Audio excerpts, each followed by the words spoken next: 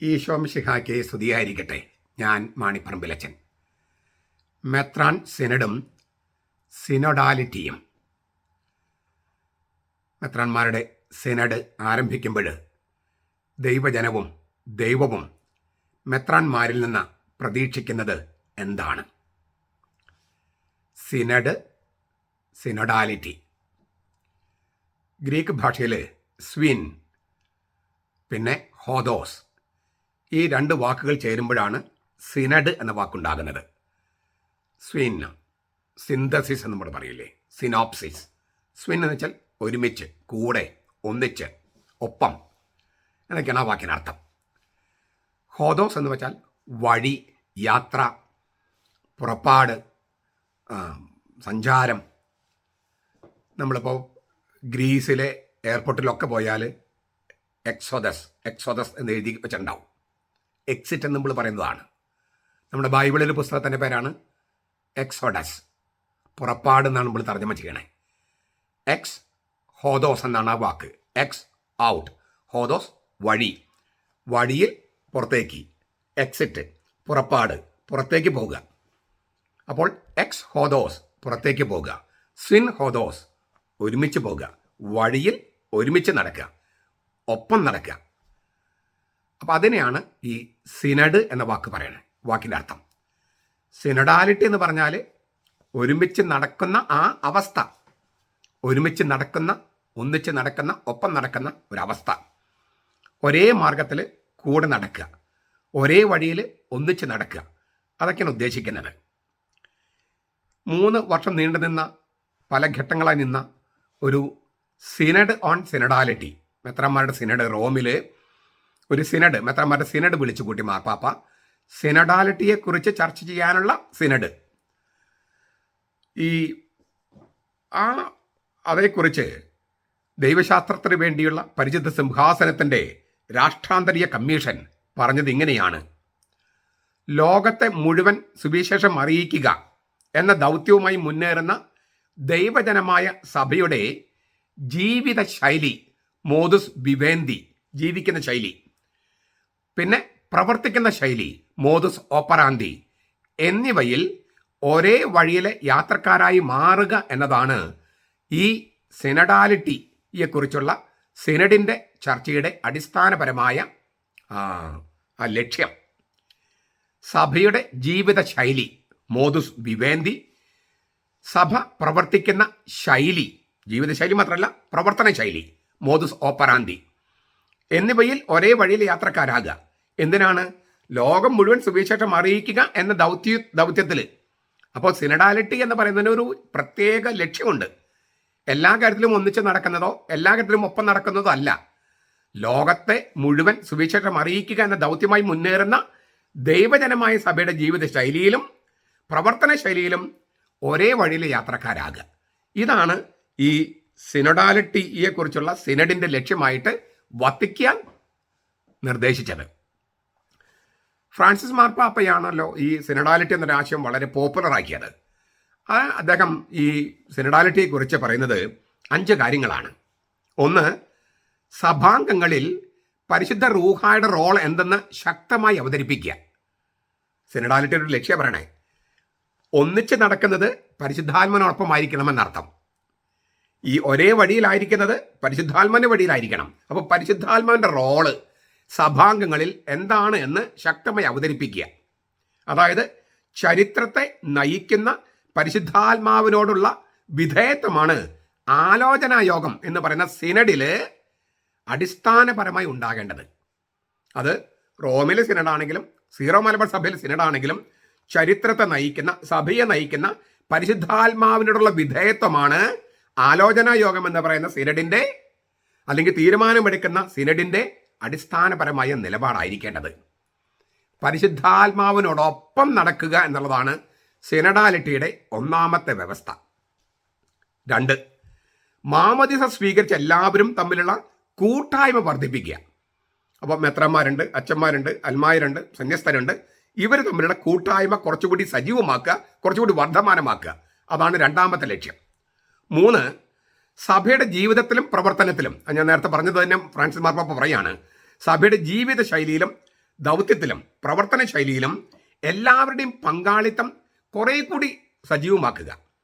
ഇപ്പോഴെല്ലാവരും പ്രവർത്തിക്കുന്നുണ്ട്, അത് കുറച്ചുകൂടി ആഴപ്പെടുത്തുക. ഈ പങ്കാളിത്തം കുറച്ചുകൂടി ആഴപ്പെടുത്തുക, വിപുലമാക്കുക. 4, ലോകത്തോടുള്ള സഭയുടെ ദൗത്യത്തെ ശക്തമായി ആവിഷ്കരിക്കുക. എന്തിനാണ് സഭയെ ലോകത്തിൽ? എന്തിനാണ് ദൈവരാജ്യം ഭൂമിയിൽ ദൈവം സ്ഥാപിച്ചത്? അത് സഭയെ ഏൽപ്പിച്ചത്, അല്ലെങ്കിൽ ആ സഭയിലൂടെ ദൈവം ലോകത്തെ ഭരിക്കുന്നത് എന്തിനാണ്? അത് ലോകത്തെ കുറച്ചുകൂടി ബോധ്യപ്പെടുത്തുക. പ്രത്യേകിച്ച് യുദ്ധം, ഒരുപാട് മൈഗ്രേഷൻസ്, എന്താ പറയുക, കുടിയേറ്റങ്ങൾ, അഭയാർത്ഥികൾ, അതുതന്നെ ഒരു പ്രത്യേക മതവിഭാഗത്തിൽപ്പെട്ടവരുടെ കുടിയേറ്റങ്ങൾ, അവിടെയൊക്കെ എന്താണ് സഭ ചെയ്യേണ്ടത്, സഭാംഗങ്ങൾ ചെയ്യേണ്ടത്, അതേക്കുറിച്ച് കുറച്ചുകൂടി ആഴത്തിൽ ബോധ്യപ്പെടുത്തുക എന്നുള്ളൊരു ദൗത്യമുണ്ട്. 5, ആത്യന്തികമായി മാനസാന്തരം ഒരു പ്രക്രിയയാണെന്ന് അംഗീകരിച്ചുകൊണ്ട് അനുദിനം ദൈവത്തെങ്കിലേക്ക് തിരിയുന്നത് തിരിയുക എന്ന അടിസ്ഥാന സുവിശേഷ സത്യം അരക്കിട്ടുറപ്പിക്കുക. മാനസാന്തരം ഒരൊറ്റ നിമിഷം കൊണ്ട് തീർന്നു പോകുന്നതല്ല, ഒരു പ്രക്രിയയാണ്. എല്ലാ പ്രാവശ്യവും ഏത് നിമിഷവും ദൈവത്തെങ്കിലേക്ക് തിരിയുക. ഇക്കാര്യത്തിൽ ദൈവത്തിൻ്റെ അഭിപ്രായം എന്ത്? ദൈവത്തെങ്കിലേക്ക് തിരിയുക. ഓരോ നിമിഷത്തിലും ദൈവത്തെങ്കിലേക്ക് തിരിയുക. അങ്ങനെ ദൈവത്തിൻ്റെ അഭിപ്രായം അറിയുക, ദൈവഹിതം തിരിച്ചറിയുമ്പോൾ അത് ചെയ്യുക. ഇതൊരു പ്രക്രിയയാണ്. അപ്പോൾ ഇതൊരു അടിസ്ഥാന സുവിശേഷ സത്യമാണ്. അപ്പോൾ എല്ലാ കാര്യത്തിലും ദൈവത്തോടൊപ്പമാണോ സഞ്ചരിക്കുന്നതെന്ന് തിരിച്ചറിയാൻ വേണ്ടി ദൈവത്തെങ്കിലേക്ക് തിരിയുക. ഇതിനെയാണ് മാനസാന്തരത്തിൻ്റെ ഫസ്റ്റ് ഘടകം എന്ന് പറയണേ. പാപത്തിൽ നിന്ന് പിന്തിരിയുന്ന ഒരു ഘടകമാണ്, പക്ഷെ ദൈവത്തെങ്കിലേക്ക് അനുദിനം തിരിയുന്നതാണ് മാനസാന്തരത്തിൻ്റെ സുപ്രധാന ഘടകം. ധൂർത്തപുത്രൻ പാപത്തിന് പിന്തിരിഞ്ഞ് അവിടെ നിൽക്കുകയല്ല ചെയ്തത്, മറിച്ച് ദൈവത്തെങ്കിലേക്ക് നടന്നു, അപ്പനിലേക്ക് നടന്നു. ആ നടപ്പ് അത് എല്ലാ ദിവസവും നടക്കേണ്ട ഒരു നടപ്പാണ്. അത് ഉറപ്പിക്കുക. സഭ മൊത്തത്തിലും സഭാംഗങ്ങൾ വ്യക്തിപരമായും ഈ മാനസാന്തരത്തിന് വിധേയമാകണം. മാനസാന്തരം എന്ന് പറഞ്ഞാൽ ചില ആളുകൾക്ക് മാത്രമുള്ളതല്ല. ഇപ്പം ഞാൻ പ്രസംഗിക്കുമ്പോൾ ദൈവവചനം ഇരുതല വാളാണ്. എന്നെയും മുറിക്കുന്നു, നിങ്ങളെയും മുറിക്കുന്നു. ഈ പ്രസംഗകരെയും കേൾക്കുന്നവരെയും മുറിക്കുന്നതാണ് വചനം. ഞാൻ മാനസാന്തരത്തെക്കുറിച്ച് പ്രസംഗിക്കുമ്പോൾ ഞാനും മാനസാന്തരത്തിന് വിധേയമാകണം. അത് മെത്രാന്മാരായാലും മാർപ്പാപ്പയായാലും ഒക്കെ അത് ബാധകമാണ്. ഈ ഒരു കാര്യം അതാണ് സഭ മൊത്തത്തിലും സഭാംഗങ്ങളും വ്യക്തിപരമായിട്ടും. അപ്പോൾ സിനഡാലിറ്റി എന്ന് പറഞ്ഞാൽ ഒപ്പം നടക്കുക എന്ന് പറഞ്ഞാൽ എല്ലാ തെറ്റിലും ഒപ്പം നടക്കുക എന്നല്ല അർത്ഥം. തെറ്റിന് കൂട്ടുകെട്ടുണ്ടാക്കുക എന്നല്ല അർത്ഥം. മറിച്ച് ഈ ചില പ്രത്യേക ലക്ഷ്യങ്ങളുണ്ട്. ഈ മെത്രാൻ സിനഡിൻ്റെ 16ാം ജനറൽ അസംബ്ലിയിൽ, ഈ സിനഡാലിറ്റിയെക്കുറിച്ചുള്ള സിനഡിൻ്റെ 16ാം ജനറൽ അസംബ്ലിയിൽ അതിങ്ങനെയാണ് അവതരിപ്പിച്ചത്: ആധ്യാത്മിക നവീകരണത്തിനും ഘടനാപരമായ നവീകരണത്തിനും ഉടച്ചവാർക്കലിനും സഭയെ പ്രാപ്തമാക്കാൻ വേണ്ടി ക്രിസ്തുവിന്റെ വെളിച്ചത്തിൽ സ്ത്രീ പുരുഷന്മാർ ഒരേ പാതയിൽ ഒന്നിച്ച് നടക്കുന്നതാണ് സിനഡാലിറ്റി. നമുക്കൊന്നുകൂടി കേൾക്കാതെ: ആധ്യാത്മിക നവീകരണത്തിനും ഘടനാപരമായ ഉടച്ചുവാർക്കലിനും, രണ്ടും പ്രധാനപ്പെട്ടതാണ്. ആധ്യാത്മികമായിട്ടുള്ള ആന്തരികമായിട്ടുള്ള നവീകരണം, ഘടനാപരമായ നവീകരണം, സഭയുടെ ഘടനാപരമായ നവീകരണം. ഇതിന് സഭയെ പ്രാപ്തമാക്കാൻ വേണ്ടി ക്രിസ്തുവിന്റെ വെളിച്ചത്തിൽ സ്ത്രീ പുരുഷന്മാർ ഒരേ പാതയിൽ ഒന്നിച്ച് നടക്കുന്നതാണ് സിനഡാലിറ്റി. അതിൻ്റെ മുഖമുദ്ര, അതിൻ്റെ പതാക എന്ന് പറയുന്നത് സഭയുടെ പ്രേക്ഷിത ദൗത്യമാണ്. സഭയുടെ സുവിശേഷ പ്രഘോഷണമാണ് അതിൻ്റെ പതാക. മുമ്പിൽ നടക്കുന്ന പതാക, മുമ്പിൽ നടക്കുന്ന പന്തം, തീപ്പന്തം എന്താണ്? ക്രിസ്തുവിൻ്റെ വെളിച്ചം. അപ്പോൾ രണ്ട് സംഗതികൾ മുമ്പേ പോകുന്നുണ്ട്. സിനഡാലിറ്റിയിൽ ഒരേ പാതയിൽ ഒന്നിച്ച് മുന്നേറുമ്പോൾ രണ്ട് സംഗതികൾ മുമ്പേ പോകുന്നുണ്ട്. ഒന്നൊരു പതാക, മറ്റൊന്ന് ഒരു ചൂട്ട് കത്തിച്ചിട്ടുണ്ട്, ഒരു തീപ്പന്തം. അതെന്താണ്? ക്രിസ്തുവിൻ്റെ വെളിച്ചം. ക്രിസ്തുവിൻ്റെ വെളിച്ചവും സുവിശേഷ പ്രഘോഷണമാണ് പതാക, ക്രിസ്തുവിൻ്റെ വെളിച്ചമാണ് തീപ്പന്തം അഥവാ ചൂട്ട്. അപ്പൊ ക്രിസ്തുവിൻ്റെ ചൂട്ട് കത്തിച്ച്, ക്രിസ്തുവാകുന്ന ചൂട്ട് കത്തിച്ച്, ലോകത്തിന്റെ പ്രകാശം ക്രിസ്തുവാകുന്ന ചൂട്ട് കത്തിച്ച് മുമ്പേ നടക്കുന്നു. ആ പതാക സുവിശേഷമാണ്. ഇത് രണ്ടുമായിട്ട് പോകുന്ന പാതയിൽ സ്ത്രീ പുരുഷന്മാര് ഒരുമിച്ച് നടക്കുമ്പോൾ രണ്ട് കാര്യങ്ങൾ അവർക്ക് സംഭവിക്കണം. ഒന്ന് ആധ്യാത്മിക നവീകരണം, മറ്റൊന്ന് ഘടനാപരമായ രൂപാന്തരം.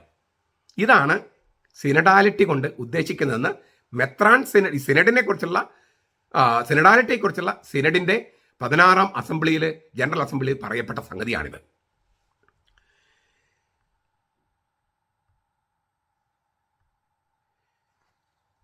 അത് ഒന്നുകൂടി വ്യക്തമാക്കിക്കിട്ട് 3 ഘടകങ്ങളാണെന്ന് ഈ സിനഡിൽ പറയുന്നുണ്ട്. ഈ സിനഡാലിറ്റിയെക്കുറിച്ചുള്ള സിനഡിൽ: കൂട്ടായ്മ, പങ്കാളിത്തം, പ്രേക്ഷിത പ്രവർത്തനം.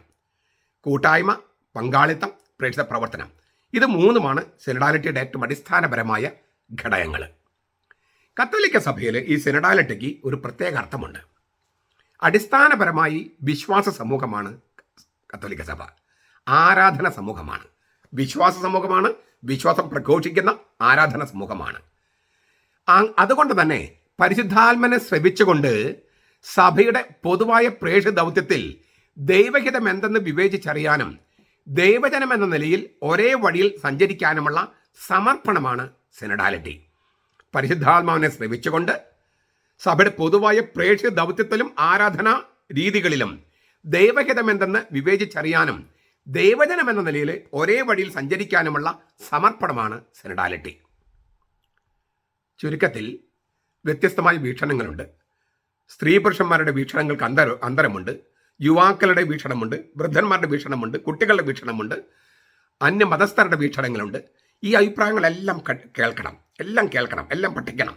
എങ്കിലും അവയെക്കുറിച്ച് പരിശുദ്ധാത്മാവിനോട് വിധേയപ്പെട്ട് ക്രിസ്തുവിൻ്റെ വെളിച്ചത്തിൽ ഉറക്കെ ചിന്തിക്കണമെന്നാണ്. പരിശുദ്ധാത്മാവിൻ്റെ തുണയിൽ ക്രിസ്തുവിൻ്റെ വെളിച്ചത്തിൽ ഈ അഭിപ്രായങ്ങളെക്കുറിച്ചെല്ലാം ഉറക്കെ ചിന്തിക്കണം. എന്താണ് ഈ ഉറക്കെ ചിന്തിക്കണം എന്ന് പറഞ്ഞാൽ? ചർച്ച ചെയ്യണം, പ്രാർത്ഥിച്ച് ചർച്ച ചെയ്യണം. പരിശുദ്ധ റൂഹായോടുള്ള വിധേയത്വത്തിൽ ക്രിസ്തുവിൻ്റെ വെളിച്ചത്തിൽ ഇത് വ്യത്യസ്ത അഭിപ്രായങ്ങളെല്ലാം കേട്ട് അതിൽ നിന്ന് ഈ ഉറക്കെ ചിന്തിച്ച് എല്ലാം കേട്ട് അതിൽ നിന്ന് ദൈവം വെളിപ്പെടുത്തുന്ന സംഗതികൾ നമുക്ക് ഉരുത്തിരിഞ്ഞ് കിട്ടും. ഇതിലൂടെയെല്ലാം ദൈവം എന്താണ് വെളിപ്പെടുത്തുന്നത്, ദൈവഹിതം എന്തെന്ന് വെളിപ്പെട്ട് കിട്ടും. ആ ദൈവഹിതം വെളിപ്പെട്ട് കിട്ടുമ്പോൾ അതിൽ ഒറ്റക്കെട്ടായി നിൽക്കണം. ഞാനിങ്ങനെ അഭിപ്രായം പറഞ്ഞിട്ടുണ്ട്, ആ അഭിപ്രായം സ്വീകരിച്ചിട്ടില്ല, അതുകൊണ്ട് ഞാൻ നിങ്ങൾ എന്ത് തീരുമാനിച്ചാലും എനിക്ക് സ്വീകാര്യമല്ല എന്ന് പറയാൻ പറ്റില്ല. ഇപ്പോൾ 140 കോടി കത്തോലിക്കരുണ്ട്. 140 കോടി കത്തോലിക്കർക്ക് അതിനേക്കാൾ കൂടുതൽ കോടികൾ അഭിപ്രായം ഉണ്ടാവും.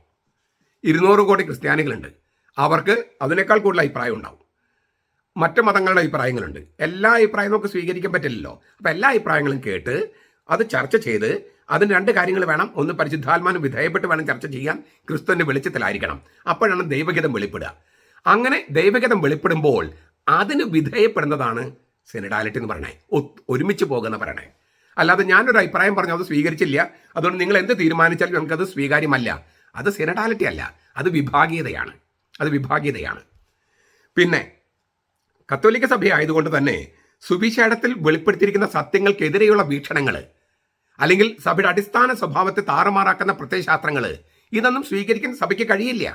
അത് പഴയ തലമുറയായാലും പുതിയ തലമുറയായാലും എത്ര പുരോഗമിച്ചാലും ദൈവം ക്രിസ്തുവിലൂടെ വെളിപ്പെടുത്തിയ സത്യങ്ങൾക്ക് എതിരായ വീക്ഷണങ്ങൾ, സഭയുടെ അടിസ്ഥാന സ്വഭാവത്തെ താറുമാറാക്കുന്ന പ്രത്യയശാസ്ത്രങ്ങൾ ഇതൊരിക്കലും സ്വീകരിക്കാൻ പറ്റില്ല. എത്ര കേമമായാലും, എത്ര മൗലികമെന്ന് തോന്നിയാലും, ഇല്ലേ ക്രിയേറ്റീവ് എന്ന് തോന്നിയാലും, സർഗാലോകമെന്ന് തോന്നിയാലും, എത്ര പുരോഗമനമെന്ന് തോന്നിയാലും. പുരോഗമനം എന്ന് പറയുന്നത് ബൈബിളിൽ പുറകോട്ട് പോകുന്നതാണ്. ഞാനത് പലപ്പോഴും പറഞ്ഞിട്ടുണ്ട്. ഈ ഖേദം എന്ന വാക്കാണ് ഉപയോഗിക്കുന്നത്.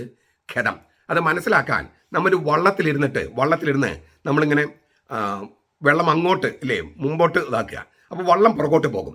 നമ്മുടെ കണ്ണ് ഫിക്സ് ചെയ്തിരിക്കുന്നത് ഇവിടെയാണ്. അപ്പോൾ യേശു ക്രിസ്തുവിൻ്റെ കുരിശുമരണവും ഉത്ഥാനവും എന്ന അവിടുന്ന് കണ്ണെടുക്കാതെ വള്ളത്തിലിരുന്ന് നമ്മൾ ഇങ്ങനെ തുഴയാണ്, അവിടുന്ന് കണ്ണെടുക്കാതെ. അപ്പോൾ നമ്മൾ പുറകോട്ട് പോകും. ആ പുറകോട്ട് പോകുന്നതാണ് ശരിക്കും പറഞ്ഞാൽ പുരോഗമനമായിട്ട് ബൈബിൾ കാണണേ. നമ്മൾ എവിടേക്ക് പോകുന്നത്? ആൽഫ എന്ന് പറയുന്ന അവനിലേക്ക്. നമ്മൾ ഒമേഗയിലേക്ക് നോക്കിക്കൊണ്ട് ആൽഫയിലേക്ക് പോകുകയാണ്. ക്രിസ്തു എന്ന ഒമേഗയിലേക്ക് നോക്കിക്കൊണ്ട് ആൽഫ എന്ന ദൈവപിതാവിലേക്ക് പോകുകയാണ്. ഇതിനെയാണ് നമ്മൾ ഉദ്ദേശിക്കുന്ന പുരോഗമനം. ഇതുകൊണ്ടാണ് ഉറവിടങ്ങളിലേക്ക് പോകുക എന്ന് പറയണേ. നമ്മൾ കിഴക്കോട്ട് നോക്കുന്ന പറഞ്ഞാൽ പോലും അതിൻ്റെ അർത്ഥം ഇതാണ്. ലിറ്റർജിക്കൽ കിഴക്കെന്ന് പറഞ്ഞാലും അതിൻ്റെ അർത്ഥം ഇതാണ്. ചരിത്രത്തിൽ സംഭവിച്ചതിലേക്ക് നോക്കി നിന്നുകൊണ്ട് ചരിത്രത്തിൽ ഉടയവനയിലേക്ക് എത്തുക എന്നുള്ളതാണ് പോയിന്റ്. അപ്പോൾ ഇത് ഈ നമ്മൾ പറഞ്ഞ പുരോഗമനം എന്ന് പറയുന്നത് മുന്നോട്ട് പോയിട്ട് എല്ലാ പാരമ്പര്യങ്ങളും തച്ചുടച്ച് കളയുന്നതല്ല. വിശുദ്ധ പാരമ്പര്യങ്ങൾ സ്ലീഹന്മാരെ രണ്ട് തരം പാരമ്പര്യങ്ങൾ ബൈബിൾ പറയുന്നുണ്ട്. ഒന്ന് മാനുഷിക സമ്പ്രദായങ്ങൾ, മാനുഷിക പാരമ്പര്യങ്ങൾ. പിന്നെ ഒന്ന് ക്രിസ്തു കൈമാറിയ ദൈവിക പാരമ്പര്യങ്ങൾ. ദൈവിക പാരമ്പര്യങ്ങൾ മുറുകെ പിടിക്കണം. മാനുഷിക സമ്പ്രദായങ്ങൾ അത് നമുക്ക് ചർച്ച ചെയ്ത് തീരുമാനിക്കാവുന്നതാണ്. ഇതാണ് ഈ ബേസിക് ആയിട്ടുള്ള ഈ സിനഡാലിറ്റിയെക്കുറിച്ചുള്ള കാഴ്ചപ്പാട്. ഇനി നമുക്ക് മെത്രാൻ സിനഡിലേക്ക് വരാം. മെത്രാൻ സിനഡ് പാശ്ചാത്യ സഭയായ ലത്തീൻ സഭയിലും പൗരത്വ സഭയായ സീറോ മലബാർ സഭയിലും സിനഡിന് വ്യത്യസ്തമായ അർത്ഥമാണ്, വ്യത്യസ്തമായ ലക്ഷ്യമാണ്. CIC എന്ന് പറഞ്ഞ ലത്തീൻ കാനോൺ നിയമം, ലത്തീൻ സഭയ്ക്ക് വേണ്ടിയുള്ള കാനോൺ നിയമം CIC 342 പറയാണ്, മാർപ്പാപ്പ വിളിച്ചു കൂട്ടുന്നതാണ് മെത്രാൻ സിനഡ്. മാർപ്പാപ്പയും മെത്രാന്മാരും തമ്മിലുള്ള കൂട്ടായ്മ വർദ്ധിപ്പിക്കുക, വിശ്വാസ വർദ്ധനയുള്ള നടപടികൾ എടുക്കാൻ മാർപ്പാപ്പയെ സഹായിക്കുക, സഭയിൽ അച്ചടക്കം പരിപോഷിപ്പിക്കുക. അതിനുവേണ്ടി മാർപ്പാപ്പയ്ക്ക് ചില ഉപദേശങ്ങളും അല്ലെങ്കിൽ സഹായിക്കാൻ വേണ്ടി മാർപ്പാപ്പ വിളിച്ചു കൂട്ടുന്ന മെത്രാന്മാരുടെ ആലോചന യോഗമാണ് മെത്രാൻ സഭയിലെ മെത്രാൻ സിനഡ്, ലത്തീൻ സഭയിലെ മെത്രാൻ സിനഡ്, ലത്തീൻ സഭയിലെ. എന്നാൽ CCEO എന്ന് പറയുന്ന പൗരസ്ത്യ സഭകൾക്ക് വേണ്ടിയുള്ള കാനോൻ നിയമം 110 പറയുന്നത് സ്വയാധികാര സഭയാണ് ആണെങ്കിൽ അതിൻ്റെ മെത്രാൻ സിനഡിന് ഭരണത്തിന് വേണ്ടിയുള്ള നിയമനിർമ്മാണം നടത്താനുള്ള അധികാരമുണ്ട്. ലത്തീൻ സഭയിൽ മാർപ്പാപ്പയ്ക്ക് ഉപദേശം കൊടുക്കാനും സഹായിക്കാനും മറ്റും കഴിയുള്ളൂ മെത്രാൻ സിനഡിന്. ഭരണപരമായ ക്രമം തീരുമാനം എടുക്കുന്നത് മെത്രാൻ സിനഡ് അല്ല. പൗരസ്ത്യ സഭകളിൽ, സീറോ മലബാർ പോലുള്ള പൗരസ്ത്യ സഭകളിൽ ഭരണപരമായ നിയമം നിർമ്മാണം നടത്തുന്നത് മെത്രാൻ സിനഡാണ്. ആ സഭയെ ഭരിക്കേണ്ട നിയമനിർമ്മാണം നടത്തുന്നത് മെത്രാൻ സിനഡാണ്. സ്വയാധികാര സഭയാണെങ്കിൽ സീറോ മലബാർ സഭ സ്വയാധികാര സഭയാണ്. അപ്പോൾ മെത്രാൻ സിനഡിന് തീരുമാനമെടുക്കാനുള്ള അധികാരമുണ്ട്. ചിലപ്പോൾ ചില അധികാരങ്ങൾ റോമിലേക്ക് റിസർവ് ചെയ്ത് വയ്ക്കും, അല്ലെങ്കിൽ റോമിന് അംഗീകാരത്തോടെ നടപ്പാക്കാൻ പറ്റൂ, അങ്ങനെയൊക്കെ ഉണ്ട്. എങ്കിലും അടിസ്ഥാനപരമായി കുറെ അധികാരമുള്ളതാണ് ഈ മെത്രാൻ സിനഡ് എന്ന് പറയുന്നത്. അപ്പോൾ പൗരത്വ സഭയിൽ നിയമനിർമ്മാണ സഭയാണ് വാസ്തവത്തിൽ മെത്രാൻ സിനഡ്. അതിൻ്റെ ഗൗരവം മെത്രാന്മാർക്ക് അറിയണം.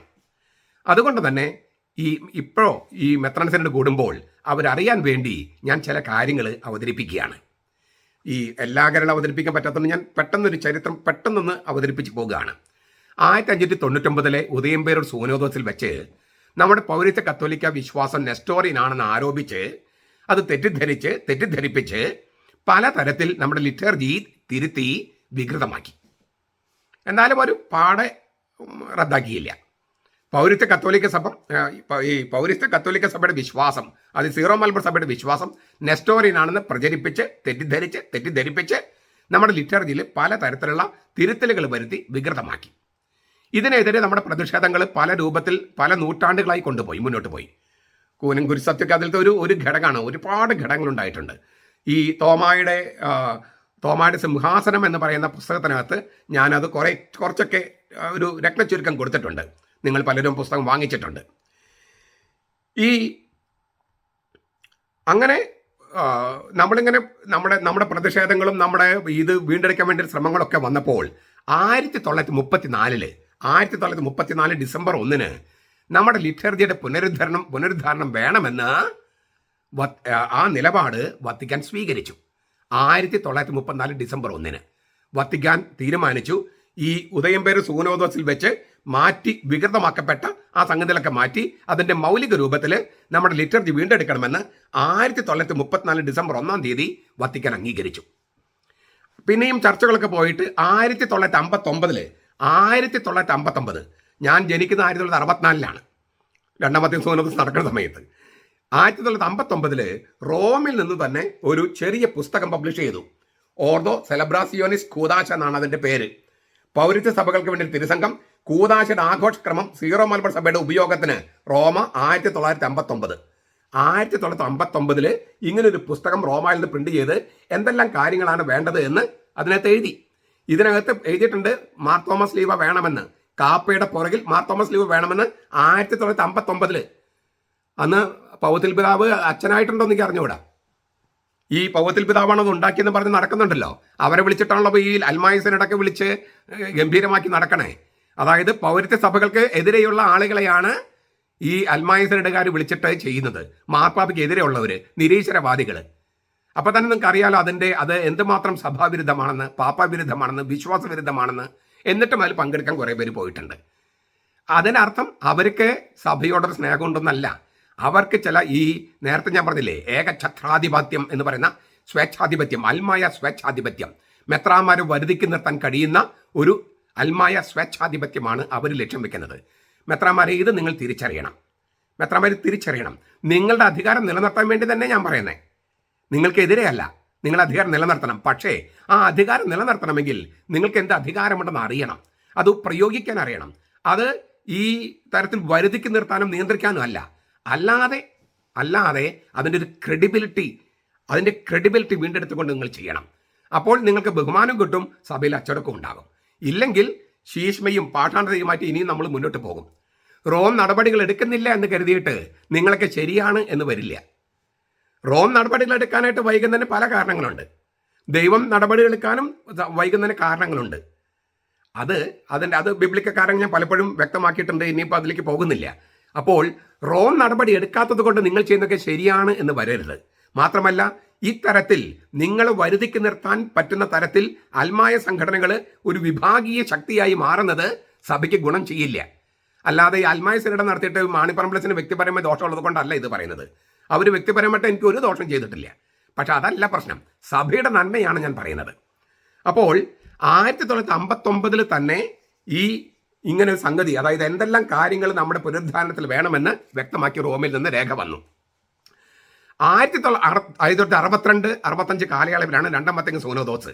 അതിൽ പൗരത്യ സഭകൾ എന്ന് പറഞ്ഞൊരു ഡിഗ്രി ഉണ്ട്. അതിൽ 6-ാം നമ്പറിൽ ഇങ്ങനെ എഴുതിയിട്ടുണ്ട്: നിയമാനുസൃതമായ ആരാധനക്രമങ്ങളും ശിക്ഷണക്രമങ്ങളും സംരക്ഷിക്കേണ്ടതുണ്ടെന്ന് എല്ലാ പൗരത്യ സഭകളും അറിഞ്ഞിരിക്കട്ടെ. നിയമാനുസൃതമായ ആരാധനക്രമങ്ങളും ശിക്ഷണക്രമങ്ങളും.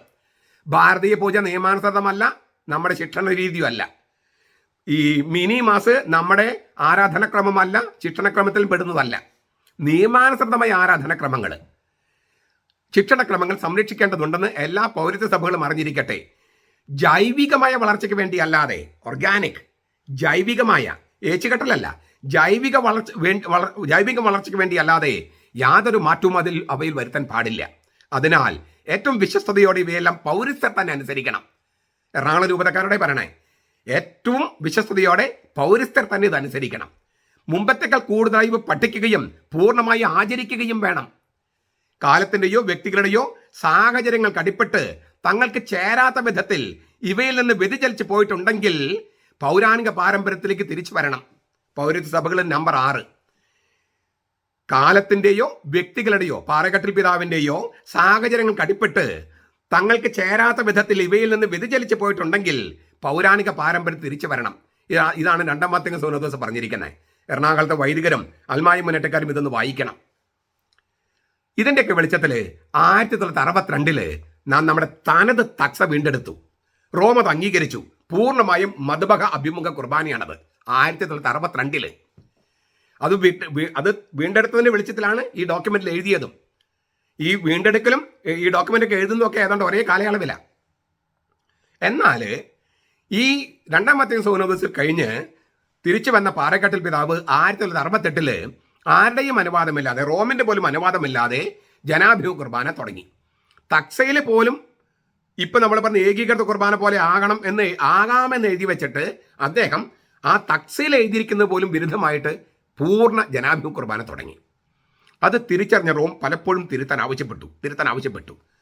അങ്ങനെ തീർത്തും തിരുത്തുകയില്ല എന്ന് വന്നപ്പോൾ 1986 ജോൺ പോൾ രണ്ടാമൻ മാർപ്പാപ്പ കേരളത്തിൽ വന്ന് പൂർണ്ണ ദൈവോന്മുഖ കുർബാന, മധുബക അഭിമുഖ കുർബാന ചൊല്ലി അത് ഉദ്ഘാടനം ചെയ്തു. അത് ഉദ്ഘാടനം ചെയ്യുന്നതിന് മുമ്പ് പാറക്കെട്ട് പിതാവിന് 2 വർഷം മുമ്പ്, ഈ മാർപ്പാപ്പ വരുന്ന 2 വർഷം മുമ്പ് രാജിവെപ്പിച്ചു. മാർപ്പാപ്പയെ അനുസരിക്കാത്തത് കൊണ്ടാണ് രാജിവെപ്പിച്ചത് പാറക്കെട്ടിൽ പിതാവിനെ.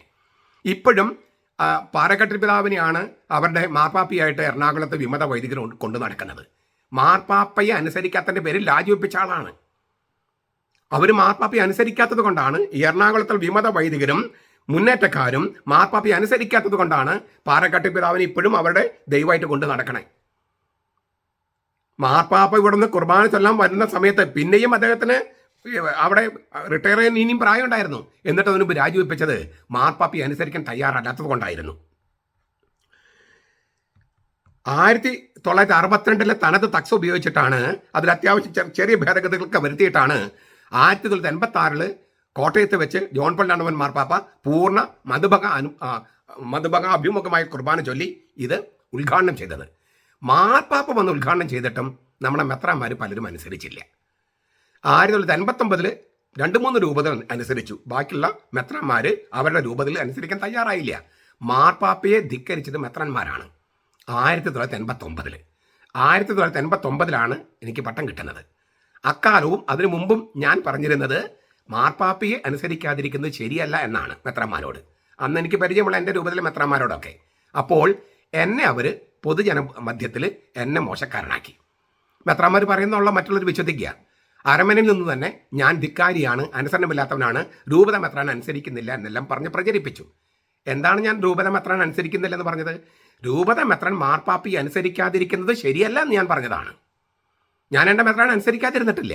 പക്ഷേ മാർപ്പാപ്പയെ അനുസരിക്കാതിരിക്കുന്നത് ശരിയല്ല, നമ്മുടെ രൂപത്തിൽ പ്രത്യേകിച്ചും അനുസരിക്കാതിരിക്കുന്നത് ശരിയല്ല എന്ന് ഞാൻ എൻ്റെ മെത്രാനോട് പറഞ്ഞപ്പോൾ എൻ്റെ മെത്രാനും അദ്ദേഹത്തിൻ്റെ കൂടെയുള്ളവരും ഞാൻ രൂപത മെത്രാൻ അനുസരിക്കുന്നില്ലെന്ന് പ്രചരിപ്പിച്ചു. രൂപത മെത്രാൻ മാർപ്പാപ്പയാണ് അനുസരിക്കാത്തത്. പലപ്പോഴും എന്നോട് പലരും പറയുന്നതാണ്, അച്ഛൻ ഇതൊരു മെത്രാന്മാരെ അനുസരിക്കണം എന്നല്ലേ പറഞ്ഞത്, ഇപ്പം എന്താ മെത്രാന്മാരെ അനുസരിക്കേണ്ടെന്ന് പറയണേ? അങ്ങനെയല്ല ഞാൻ പറയുന്നത്. കാര്യങ്ങൾ കൃത്യമായിട്ട് അത് വരിക. മാർപ്പാപ്പയെ അനുസരിക്കേണ്ട എന്ന് പറഞ്ഞ മെത്രാന്മാരെ അനുസരിക്കാൻ ഞാൻ പറഞ്ഞിട്ടില്ല. മാർപ്പാപ്പയെ അനുസരിക്കാത്ത മെത്രാന്മാരെ അനുസരിക്കാൻ ഞാൻ പറഞ്ഞിട്ടില്ല. മാർപ്പാപ്പയോട് ചേർന്ന് നിന്ന് സഭയുടെ പാരമ്പര്യത്തിൽ ചേർന്ന് നിന്ന് അനുസരിക്കുന്ന മെത്രാന്മാരെ അനുസരിക്കണമെന്ന് ഞാൻ പറഞ്ഞത്. മാർപ്പാപ്പയെ ധിക്കരിക്കുന്ന മെത്രാന്മാരെ അനുസരിക്കുന്നത് പറഞ്ഞാൽ ശരിയാകുമോ? ഒരു മെത്രാൻ ഒരു വശത്ത്, മാർപ്പാപ്പ ഒരു വശത്ത്. നമ്മൾ ആരനുസരിക്കണം? മാർപ്പാപ്പ ഇവിടെ വന്ന് ചൊല്ലിയ കുർബാന അത് മെത്രാന്മാർ അനുസരിക്കണം എന്ന് ഞാൻ പറഞ്ഞു. അതല്ലേ ശരി? ഇപ്പം നമ്മൾ ഇപ്പം കാണുന്ന ഈ സഭയിലെ പ്രശ്നങ്ങൾ മുഴുവൻ അന്ന് മാർപ്പാപ്പയെ അനുസരിക്കാത്ത മെത്രാന്മാർ വരുത്തി വെച്ചതാണ്. ഞാൻ മെത്രാന്മാരെ കുറ്റപ്പെടുത്തുകയല്ല, ഞാൻ സത്യമാണ് പറയണേ. ഇത് നിങ്ങൾക്കും അറിയാവുന്ന കാര്യമാണ്, ലോകം മുഴുവൻ അറിയാവുന്ന കാര്യമാണ്. അങ്ങനെ ഈ മാർപ്പാപ്പയെ അനുസരിക്കാതിരിക്കുന്നത് ശരിയല്ല എന്ന് തോന്നി. അങ്ങനെ എന്ത് ചെയ്തു? 89 തൊട്ട് 99 10 കൊല്ലം ചർച്ചകളുടെ വെളിച്ചത്തിൽ മാർപ്പാപ്പയെ അനുസരിക്കാതിരിക്കുന്നത് ശരിയല്ല എന്ന് മെത്രാന്മാർക്ക് ബോധ്യമായി. 1999 നമ്മുടെ മെത്രാൻ സിനഡ് ഒരു നിർണായക തീരുമാനമെടുത്തു. ഞാൻ അതേക്കുറിച്ച് ഒരുപാട് നരികുളച്ചന് മറുപടി കൊടുക്കുമ്പോൾ ഞാൻ കൃത്യമായിട്ട് ഇതിന് ഉത്തരം കൊടുത്തിട്ടുണ്ട്. വളരെ സർഗാത്മകമായ ഒരു തീരുമാനമെടുത്തു. എന്താണ്? ഇപ്പം നമ്മൾ പറഞ്ഞ ഏകീകൃത കുർബാനയ്ക്കുള്ള തീരുമാനം. ആ തീരുമാനം കേട്ടിട്ട് അത് വായിച്ചിട്ട് ബെനഡിക്ട് മാർപ്പാപ്പ സ്പിരിറ്റ് ഓഫ് ദ ലിറ്ററേച്ചർ എന്ന പുസ്തകത്തിൽ, അതേ വർഷം എഴുതിയ സ്പിരിറ്റ് ഓഫ് ദ ലിറ്ററേച്ചർ പുസ്തകത്തിൽ എഴുതിയിട്ടുണ്ട്, ഈ ഏകീകൃത കുർബാനയാണ് കുറച്ചുകൂടി സ്വീകാര്യമെന്ന്. അത് സീറോ മലബാർ സഭയുടെ മെത്രാൻ സിനഡ് കണ്ടുപിടിച്ച ഒരു സർഗാത്മക കണ്ടുപിടുത്തം. അതായത് വചന ശുശ്രൂഷ ജനാഭിമുഖമായിട്ടും അനാഫറ ദൈവോന്മുഖമായിട്ടും. ആ സർഗാത്മകമായ കണ്ടുപിടുത്തം നമ്മുടെ മെത്രാൻ സിനഡ് ചെയ്തതാണ്, നമ്മുടെ മെത്രാന്മാർ ചെയ്തതാണ് 1999. ആ സിനഡിൽ പങ്കെടുത്ത സകല മെത്രാന്മാരോടും ഞാൻ അഭിനന്ദനങ്ങൾ അറിയിക്കുകയാണ്. നിങ്ങളുടെ സർഗാത്മകമായ കണ്ടുപിടുത്തമായിരുന്നു. അതിൽ ആവേശം കൊണ്ടിട്ടാണ് സ്പിരിറ്റ് ഓഫ് ദ ലിറ്ററേച്ചർ എന്ന പുസ്തകത്തിൽ ബെനഡിക്ട് മാർപ്പാപ്പ ഇത് നല്ല ഒരു രീതിയാണ്, പൂർണ്ണ ദൈവോന്മുഖ കുർബാനയേക്കാൾ ഞാൻ ഇഷ്ടപ്പെടുന്ന ഇതാണ് എന്ന് മാർപ്പാപ്പ അതിനകത്ത് എഴുതിയിട്ടുണ്ട് സ്പിരിറ്റ് ഓഫ് ദ ലിറ്ററേച്ചർ എന്ന പുസ്തകത്തിൽ. അത്ര വലിയ കൺട്രിബ്യൂഷനാണ് സീറോ മലബാർ സഭ കത്തോലിക്ക സഭയ്ക്ക് നൽകിയത്. ഇനിയിപ്പോൾ ലത്തീൻ സഭയിൽ ഈ പരമ്പരാഗത രീതി വീണ്ടെടുക്കുമ്പോഴും ഒരു പക്ഷേ നമ്മൾ കൺട്രിബ്യൂട്ട് ചെയ്ത ഈ ഏകീകൃത രീതിയായിരിക്കും സാധ്യത എന്ന് ഞാൻ വിചാരിക്കുന്നു. ഏതായാലും 1999 എല്ലാ മെത്രാന്മാരും ഒറ്റക്കെട്ടായിട്ട് ഇപ്പം നമ്മൾ പറഞ്ഞ ഏകീകൃത കുർബാനയ്ക്ക് അംഗീകാരം കൊടുത്തു. എന്നിട്ടും അവിടെ അവർ തീരുമാനിച്ചെങ്കിലും അവർ നടപ്പാക്കിയില്ല, രൂപത്തിൽ നടപ്പാക്കിയില്ല. അവർ തന്നെ തീരുമാനിച്ചത് മാർപ്പാപ്പയ്ക്കെതിരെ മാത്രമല്ല, തങ്ങളുടെ തീരുമാനത്തിനെതിരെ അവർ തീരുമാനിച്ചു അതത് രൂപതകളിൽ. അപ്പോൾ 1934, 1959, 1962, 68, പിന്നെ 69 മുതൽ 80, 82, 83 വരെ ഇങ്ങനെ മാർപ്പാപ്പമാരെ ഇങ്ങനെ പറഞ്ഞുകൊണ്ടിരുന്നു പാറഘട്ട പിതാവിനോട് തിരുത്തു. അവസാനം 1986 മാർപ്പാപ്പ വന്ന് കുർബാന ചൊല്ലി, ദൈവോന്മുഖ കുർബാന. അതോടെ പ്രശ്നം തീരുമെന്നാണ് മാർപ്പാപ്പ വിചാരിച്ചത്. മാർപ്പാപ്പയെ മെത്രാന്മാർ ധിക്കരിക്കുമെന്ന് മാർപ്പാപ്പ സ്വപ്നത്തിൽ പോലും വിചാരിച്ചിട്ടില്ല. എന്നിട്ടും മെത്രാന്മാർക്ക് തിരിച്ചറിവ് വന്നത് 10 കൊല്ലം കഴിഞ്ഞിട്ടാണ്. 1999 ആ മെത്രാന്മാർ തീരുമാനിച്ച ഏകീകൃത കുർബാന ചൊല്ലാൻ എല്ലാവരും ഒറ്റക്കെട്ടായിട്ട് അവർ തീരുമാനിച്ച തീരുമാനം അവർ തന്നെ അതത് രൂപതകളിൽ ലംഘിച്ചു. ഇപ്പോൾ ഈ കാണുന്ന മൊത്തം പ്രശ്നങ്ങൾക്ക് കാരണം അന്നത്തെ ഈ അനുസരണക്കേടാണ്. അതിൻ്റെ ഫലമാണ് ഇപ്പം നമ്മൾ കൊയ്യുന്നത്. അപ്പോൾ ഇപ്പം നമ്മൾ കാണുന്നതെല്ലാം ശരിക്കും പറഞ്ഞാൽ അന്നത്തെ പാപം വെച്ച് നോക്കുമ്പോൾ ഇല്ലേ കമ്പാരിറ്റീവ്ലി ചെറുതാണ്. അത് കഴിഞ്ഞ് പിന്നെ ഈ 99 തീരുമാനം ഒരു മെത്രാനും ചോദ്യം ചെയ്തില്ല, ഒരു ഘട്ടത്തിലും ചോദ്യം ചെയ്തില്ല. 2021 നടപ്പാക്കാൻ തീരുമാനിച്ചു. അത് നടപ്പാക്കാൻ കാരണം ഓൺലൈൻ കുർബാനകൾ വന്നു കഴിഞ്ഞപ്പോൾ ഓരോരുത്തർ ഓരോ തരത്തിൽ ചൊല്ലുന്നു. സ്വാഭാവികമായിട്ടും അത് ഏകീകൃതമാക്കേണ്ടത് അത്യാവശ്യമായിട്ട് വന്നു. 2021 അത് നടപ്പാക്കാൻ തീരുമാനിച്ചു. എറണാകുളം ഒഴികെ മറ്റെല്ലാ രൂപതകളിലും അത് നടപ്പായി. ഇതൊക്കെ നിങ്ങൾക്ക് അറിയാവുന്ന കാര്യം തന്നെയാണ്. എങ്കിലും ഞാൻ ഇത് ഓർമ്മപ്പെടുത്തുന്നത് ഈ മെത്രാൻസിനിടയിൽ നിങ്ങൾക്ക് നിങ്ങളുടെ തെറ്റുകൾ തിരുത്താനുള്ള ഒരു അവസരമുണ്ട് എന്ന് കണ്ടിട്ടാണ്. ഈ മെത്രാൻസിനിടയിൽ നിങ്ങൾ ഇതിനു മുമ്പ് വരെ ചെയ്ത എല്ലാ തെറ്റുകളും തിരുത്താനുള്ള ഒരു അവസരമാണ്. ഈ ചരിത്രം നിങ്ങൾക്കറിയാം. നിങ്ങൾ ചെയ്ത കൺട്രിബ്യൂഷൻസ് ഞാൻ പറഞ്ഞു, നിങ്ങൾക്ക് വന്ന പോരായ്മകൾ ഞാൻ പറഞ്ഞു. ഈ ചരിത്രത്തെ തമസ്കരിക്കാതെയും നമ്മളെ ഈ 99 ധീരമായ തീരുമാനത്തോട് കൂറു പുലർത്തിയും സുറിയാനി സഭയുടെ നട്ടല് വളയാതിരിക്കാനും നിങ്ങളുടെ കീഴിൽ എല്ലാവരും ഒറ്റക്കെട്ടായി നിൽക്കാനും അൽമാർ ഒറ്റക്കെട്ടായി നിൽക്കാനും ഇപ്പോഴത്തെ സിനഡിൽ ഇന്ന് തുടങ്ങുന്ന സിനഡിൽ നിങ്ങൾ ശക്തമായ ചില നിലപാടുകൾ എടുക്കണമെന്നാണ് ഒരുപക്ഷെ ദൈവവും ഏതായാലും ദൈവജനവും ആഗ്രഹിക്കുന്നത്. ദൈവജനം അതാണ് ആഗ്രഹിക്കുന്നത്. ഞാനത് നമ്പർ ഇട്ട് പറയാണ്. 1, മെത്രാന്മാരെ, സിനഡിൽ പങ്കെടുക്കുന്ന മെത്രാന്മാരെ, നിങ്ങൾ കഴിഞ്ഞ വർഷം 2024 മെയ് മാസത്തിൽ വത്തിക്കാനിൽ പോയി മാർപ്പാപ്പയ്ക്കും അതുപോലെ പൗരത്വ തിരുസംഘത്തിനും കൊടുത്ത വാക്കനുസരിച്ച് തയ്യാറാക്കി പ്രസിദ്ധം ചെയ്ത 2024 ജൂൺ 9 സർക്കുലർ വെള്ളം ചേർക്കാതെ നടപ്പിലാക്കുക. നിങ്ങൾ വത്തിക്കാനിൽ പോയി കൊടുത്ത ആ വാക്കനുസരിച്ച് നിങ്ങൾ പ്രസിദ്ധം ചെയ്ത 2024 ജൂൺ 9 സർക്കുലർ വെള്ളം ചേർക്കാതെ നടപ്പിലാക്കുക. നിങ്ങളുടെ വാക്കിന് വിലയുണ്ടെന്ന് നിങ്ങൾ തന്നെയാണ് തെളിയിക്കേണ്ടത്. നിങ്ങളുടെ നഷ്ടപ്പെട്ട പ്രതിച്ഛായ വീണ്ടെടുക്കാനുള്ള സുവർണ അവസരമാണ്. ഇതിലൂടെയാണ് മെത്രാൻ സിനഡിന്റെ സിനഡാലിറ്റി പരിശുദ്ധാത്മാവിനോട് വിധേയപ്പെട്ട് ഈശോയുടെ വെളിച്ചത്തിൽ ഒരേ പാതയിൽ നടക്കുക എന്ന് തെളിയിക്കേണ്ടത്. പരിശുദ്ധാത്മാവിന് വിധേയപ്പെട്ട്, അത് മാർപ്പാപ്പയ്ക്കുള്ള വിധേയത്വം കൂടിയാണെന്ന് ഓർക്കുക. ഈശോയുടെ വെളിച്ചത്തിൽ ഒരൊറ്റ പാതയിൽ നടക്കാൻ ഈ സിനഡിൽ നിങ്ങൾ ശക്തമായി തീരുമാനിക്കുക. അങ്ങനെ തീരുമാനിച്ചാൽ ആ എടുത്ത തീരുമാനം നടപ്പാക്കാൻ പറ്റിയ നേതൃത്വത്തെ നിയമിക്കുക. നിങ്ങൾ ഒരു തീരുമാനം എടുത്തിട്ട് നടപ്പാക്കാൻ പറ്റിയ നേതൃത്വത്തെ വെക്കണം. ഏതെങ്കിലും ഒരാളെ വെക്കുക, അവനൊന്ന് ശ്രമിച്ച് നോക്കട്ടെ എന്ന് കരുതരുത്. പറ്റിയ നേതൃത്വത്തെ വെക്കുക. വിശേഷിച്ച് സുറിയാനി പാരമ്പര്യം അറിയുന്നവരെയും അതിനോട് കൂറുള്ളവരെയും. ഏതെങ്കിലും ഒരുത്തനെ കയറ്റി വെക്കാം എന്ന് കരുതരുത്. സുറിയാനി പാരമ്പര്യം അറിയുന്നവനെയും സുറിയാനി സഭയോട് കൂറുള്ളവനെയും ഇത് നടപ്പാക്കാനായിട്ട് ഏൽപ്പിക്കുക. നിങ്ങളൊന്ന് സ്വതന്ത്രമായി ചോദിച്ചാൽ എറണാകുളത്തെ വിമത വൈദികരിൽ പോലും കുറെ ആളുകൾ ഇപ്പം ഞാൻ പറയുന്നത് പോലെ ആഗ്രഹിക്കുന്നവരാണ്. ഞാൻ തെളിയിക്കാൻ തയ്യാറാണ്. അത്രയും തെളിവ് എൻ്റെ കയ്യിലുണ്ട്. 3, വിശ്വാസത്യാഗം എന്ന മഹാപാപവും ദൈവനിന്ദയും ചെയ്തവരെയും, അത് നിങ്ങൾക്കറിയാം, കുർബാനയെ അവഹേളിച്ചതുമായിട്ട് ബന്ധപ്പെട്ട ഒരുപാട് കാര്യങ്ങളുണ്ട്. സഭയുടെ നേതാക്കന്മാരെ ധിക്കരിച്ചതുമായിട്ട് അങ്ങനെ ഒരുപാട് പാപങ്ങളുണ്ട്. അപ്പോൾ വിശ്വാസത്യാഗം എന്ന മഹാപാപവും ദൈവനിന്ദയും ചെയ്തവരെ, പിന്നെ അവരെ സംരക്ഷിച്ച കൂട്ടുപ്രതികളായവരുണ്ട്, അവരെ പുറത്താക്കൂ പ്ലീസ്. വിശ്വാസത്യാഗം എന്ന മഹാപാപവും ദൈവനിന്ദയും ചെയ്തവരെയും അവരെ സംരക്ഷിച്ച കൂട്ടുപ്രതികളായവരെയും പുറത്താക്കൂ. അവർ തിരുത്തിയാൽ അവർ തിരിച്ചെടുക്കാമെന്ന് തീരുമാനിക്കൂ. അവരെ പുറത്താക്കുന്നത് എന്നേക്ക് മറ്റേ പുറത്താക്കലല്ല. അവർ തിരുത്തിയാൽ അവർ തിരിച്ചെടുക്കാമെന്ന് വാഗ്ദാനം ചെയ്യൂ. അങ്ങനെ ദൈവത്തിനെതിരെ മറുതലിക്കുന്നവർ എന്ന കുറ്റത്തിൽ നിന്ന് മെത്രാന്മാരെ നിങ്ങൾ പുറത്തു കിടക്കൂ. അത് ഒഴിവാക്കൂ. ദൈവത്തിനെതിരെ മറുതലിക്കുന്നവർ എന്നാണ് ഇപ്പം നിങ്ങളെക്കുറിച്ച് പറയുന്നത്. അത് പറയുന്നത് മാത്രമല്ല, അതാണ് ശരി. അതിൽ നിന്ന് ആ കുറ്റത്തിൽ നിങ്ങൾ പുറത്ത് കിടക്കണം. അത് ഈ മെത്രാൻ സിനഡിൽ തീരുമാനിക്കേണ്ട ഒരു സംഗതിയാണ്. 4, സഭ നിയമിച്ച ഒരു കോടതി ഒരു ഉത്തരവ് പുറപ്പെടുവിച്ചു. പാമ്പാറച്ചൻ്റെ കോടതി, സ്പെഷ്യൽ ട്രിബ്യൂണൽ. വളരെ ഗൗരവമേറിയ ഉത്തരവാണത്. വിശ്വാസത്തെയും സന്മാർഗത്തെയും സംബന്ധിക്കുന്ന ഉത്തരവാണ്. വിശ്വാസത്തെയും സന്മാർഗത്തെയും സംബന്ധിക്കുന്ന ഉത്തരവ്. അത് ഗൗരവത്തോടെ ഈ സിനഡിൽ ചർച്ച ചെയ്യൂ. ഈ സിനഡിൽ അത് ഗൗരവത്തോടെ ചർച്ച ചെയ്യൂ. ബന്ധപ്പെട്ട കുറ്റവാളികളെ നിങ്ങളിൽ നിന്ന് മാറ്റി നിർത്തൂ. അവർ തെറ്റ് തിരുത്തിയാൽ തിരിച്ചു വരാനുള്ള സംവിധാനം ഒരുക്കൂ. ഇതുമായിട്ട് ബന്ധപ്പെട്ട കുറ്റവാളികളെ നിങ്ങളിൽ നിന്ന് മാറ്റി നിർത്തൂ. അവർ തെറ്റ് തിരുത്താൻ തയ്യാറാണെങ്കിൽ തിരിച്ചെടുക്കാം. അത് അടുത്ത സിനഡിൽ തീരുമാനിക്കാം. 5, നിങ്ങൾ തന്നെ ആവർത്തിച്ച് ഞങ്ങൾ അറിയിച്ചതാണ് ഏകീകൃത കുർബാന നിങ്ങളുടെ തീരുമാനമാണെന്ന്. ഞാൻ പറഞ്ഞു, സീറോ മലബാർ സഭയിൽ, പൗരത്വ സഭയിൽ മെത്രാൻ സിനഡ് നിയമനിർമ്മാണ സഭയാണ്. നിങ്ങളെടുത്ത തീരുമാനമാണ് ഏകീകൃത കുർബാന. അത് പൗരത്വ തിരുസംഘം അംഗീകരിച്ചു. മാർപ്പാപ്പ നടത്താൻ 4 പ്രാവശ്യം ആഹ്വാനം ചെയ്തു. ഇത് നിങ്ങൾ തന്നെയാണ് ഞങ്ങൾ അറിയിച്ചത്. എന്നിട്ട് നിങ്ങൾ തന്നെ മാർപ്പാപ്പയെ ധിക്കരിച്ച് ശീഷ്മയിലാകുന്ന അവസ്ഥ സൃഷ്ടിക്കുന്നത് ശരിയാണോ? അതിൻ്റെ ഗൗരവം നിങ്ങൾക്ക് മനസ്സിലാകുന്നുണ്ടോ? ആ അവസ്ഥ തിരുത്തൂ. നിങ്ങൾ തന്നെ മാർപ്പാപ്പിയെ ധിക്കരിക്കുന്ന ഒരവസ്ഥ, നിങ്ങൾ തന്നെ നിങ്ങളുടെ തീരുമാനത്തിന് എതിരാകുന്ന അവസ്ഥ, അത് തിരുത്തൂ. നിങ്ങളൊരു വൈരുദ്ധ്യത്തിൽ ഇരിക്കുകയാണ്, അത് തിരുത്തൂ.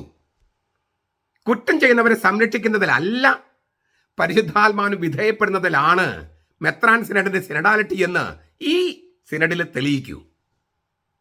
കുറ്റം ചെയ്യുന്നവരെ സംരക്ഷിക്കുന്നതിലല്ല, പരിശുദ്ധാത്മാവിന് വിധേയപ്പെടുന്നതിലാണ് മെത്രാൻ സിനഡിന്റെ സിനഡാലിറ്റി. അത് തെളിയിക്കണം നിങ്ങൾ. ഇപ്പോൾ നിങ്ങൾ കുറ്റം ചെയ്യുന്നവർക്ക് സംരക്ഷണം ഏർപ്പെടുത്തുകയാണ്, അത് തെറ്റാണ്. 6, ദൈവജനമായ സാധാരണക്കാരായ മനുഷ്യരെ മുൾമുനയിൽ നിർത്താതെ കാര്യങ്ങൾക്ക് തീർപ്പുണ്ടാക്കൂ. ഇനി ഒരു 10 കൊല്ലം ഇങ്ങനെ പോകട്ടെ, 15 കൊല്ലം ഇങ്ങനെ പോകട്ടെ എന്ന് ചിന്തിക്കാതിരിക്കൂ. സാധാരണക്കാരായ ദൈവജനത്തിന് നെടുവീർപ്പുകൾ മനസ്സിലാക്കൂ. അത് പരിഹരിക്കാൻ പ്രായോഗിക നടപടികൾ എടുക്കൂ. നിങ്ങൾ തന്നെ എടുത്ത തീരുമാനം നടപ്പാക്കി കിട്ടാനായി ദൈവജനത്തെ തെരുവിലിറക്കുന്ന മഹാപാപം ചെയ്യുന്നത് നിർത്തൂ. നിങ്ങൾ തന്നെ എടുത്ത തീരുമാനം അത് നടപ്പാക്കി കിട്ടാനായി ദൈവജനം തെരുവിലിറങ്ങേണ്ടി വരുന്ന ഒരവസ്ഥ, അതൊരു മഹാപാപമാണ് നിങ്ങൾ ചെയ്യുന്നത്. അത് ചെയ്യരുത്, അത് നിർത്തൂ. അവരെല്ലാവരും ദൈവത്തിന് മുമ്പിൽ ഒന്നിച്ച് കരഞ്ഞാൽ ആ കണ്ണീർ കടലിൽ ഒഴുകി പോകാനുള്ള കരുത്തെ നിങ്ങൾക്കുള്ളൂ. 7, എറണാകുളം അങ്കമാലി അതിരൂപതയിലെ പ്രശ്നങ്ങൾ ഒരു പ്രാദേശിക പ്രശ്നം, ഒരു രൂപതയുടെ പ്രശ്നം എന്ന് നിങ്ങൾ കരുതരുത്. അത് സീറോ മലബാർ സഭയുടെ മാത്രം പ്രശ്നമല്ല, കേരള സഭയുടെ മാത്രം പ്രശ്നമല്ല, ആഗോള കത്തോലിക്ക സഭയുടെയും ഒരുപക്ഷെ ക്രിസ്തു ധർമ്മത്തിന്റെയും പ്രശ്നമാണ്. അത് അങ്ങനെ തന്നെ കാണണം. നിങ്ങളൊഴികെ മെത്രാന്മാരൊഴികെ ബാക്കി എല്ലാവരും കാണുന്നത് ആഗോള കത്തോലിക്ക സഭയുടെ പ്രശ്നമാണെന്നാ. മെത്രാന്മാർ മാത്രം വിചാരിക്കുന്നത് പ്രാദേശിക പ്രശ്നമാണെന്നാ. അവിടെ നിങ്ങൾ ദൈവജനത്തോടൊപ്പമല്ല നടക്കുന്നത്. നിങ്ങൾക്ക് സിനഡാലിറ്റി ഇല്ല. ദൈവജനം മുഴുവൻ കണക്കാക്കുന്നത്, ലോകം മുഴുവൻ കണക്കാക്കുന്നത് ഇത് ആഗോള സഭയുടെ പ്രശ്നമാണെന്നാ. പ്രത്യേകിച്ചും സീറോ മലബാർ സഭയുടെ ആസ്ഥാന രൂപതയാണ്. അതിനൊരു പ്രാദേശിക പ്രശ്നമായി നിങ്ങൾ കണ്ടാൽ നിങ്ങൾ ദൈവജനത്തിന്റെ കൂടെയല്ല നടക്കുന്നത്. നിങ്ങൾക്ക് സിനഡാലിറ്റി ഇല്ല, കൂടെ നടക്കുന്നില്ല. നിങ്ങൾ ദൈവജനത്തിന്റെ ഹാർട്ട് ബീറ്റ്സ്, ഹൃദയമിടിപ്പുകൾ തിരിച്ചറിയുന്നതിൽ നിങ്ങൾക്ക് തെറ്റുപറ്റുന്നു. നിങ്ങൾ ദൈവജനത്തോടൊപ്പമല്ല. അത് തിരുത്തണം, ദൈവജനത്തോടൊപ്പമായിരിക്കണം. അത് അങ്ങനെ സംഭവിക്കണമെങ്കിൽ അവിടെ നടക്കുന്ന സഭാവിരുദ്ധ പ്രവർത്തനങ്ങൾ, ആ സഭാവിരുദ്ധ പ്രവർത്തനങ്ങൾ തീർത്തും ഇല്ലാതാക്കണം. മാണിപ്പറമ്പലച്ചൻ വാക്ക് തരാണ്. നിങ്ങൾ മനസ്സ് വെച്ചാൽ, നിങ്ങൾ വേണ്ടപ്പെട്ടവരെ ഏൽപ്പിച്ചാൽ അത് വളരെ എളുപ്പത്തിൽ പരിഹരിക്കാവുന്ന സംഗതിയാണ്. കാരണം സങ്കീർണമായ സംഗതിയാണെങ്കിൽ പോലും അതിൻ്റെ ഉള്ളിൽ, അതായത് ഈ വിമത വൈദികരെന്ന് വിളിക്കുന്നവര്, അൽമായ മുന്നേറ്റക്കാരെന്ന് വിളിക്കുന്നവര്, അവരിൽ തന്നെ ഈ പറഞ്ഞ ഈ സഭയുടെ കൂടെ പോകാൻ പറ്റൂ. ഏകം സഭയും നടക്കില്ല, സ്വതന്ത്ര സഭയും നടക്കില്ല. ഈ ഏകീകൃത കുർബാന ചൊല്ലിയേ മുന്നോട്ട് പോകാൻ പറ്റൂ എന്ന ചിന്ത വന്നു കഴിഞ്ഞു. അപ്പോൾ ഇനി അവിടുത്തെ സഭാവിരുദ്ധ പ്രവർത്തനങ്ങൾ മാറ്റാൻ പറ്റിയ, അമർച്ച ചെയ്യാൻ പറ്റിയ സുവർണ അവസരമാണിത്. അത് നിങ്ങൾ ഉപയോഗപ്പെടുത്തണം എന്നാണ് ദൈവജനത്തിന് നിങ്ങളോട് പറയാനുള്ളത്. ഇതെല്ലാം സഭയുടെ നന്മയ്ക്കും മെത്രാന്മാരുടെ വിചിന്തനത്തിനും വേണ്ടി മുന്നോട്ട് വയ്ക്കുന്നതാണ്. നിങ്ങളിത് കേൾക്കുമോ ഇല്ലയോ എന്ന് എനിക്ക് അറിഞ്ഞുകൂടാ. കേൾക്കണം എന്ന് വിനീതമായി അപേക്ഷിക്കുകയാണ്. ഇതാണ് ഒരുപക്ഷെ ദൈവം ആഗ്രഹിക്കുന്നതും ദൈവജനം ആഗ്രഹിക്കുന്ന ഏതായാലും ഇതാണ് ദൈവജനം ആഗ്രഹിക്കുന്നത്. ഇത് കേൾക്കാൻ മനസ്സുണ്ടാകണം, അത് ഗൗരവത്തോടെ ചർച്ച ചെയ്യാൻ മനസ്സുണ്ടാകണം. തീരുമാനങ്ങളും മറ്റും മുന്നോട്ട് വരണം. നിങ്ങൾക്ക് വേണ്ടി പ്രാർത്ഥിക്കും. നിങ്ങളുടെ സ്ലൈഹി ആശീർവാദം ഞങ്ങൾക്കുണ്ടാകട്ടെ. നമ്മുടെ കർത്താവ് ഈശോ മിശിഹായുടെ കൃപയും പിതാവായ ദൈവത്തിൻ്റെ സ്നേഹവും പരിശുദ്ധാത്മാവിൻ്റെ സഹവാസവും നാം എല്ലാവരോടും കൂടി ഉണ്ടായിരിക്കട്ടെ, ഇപ്പോഴും എപ്പോഴും എന്നേക്കും. ആമേൻ.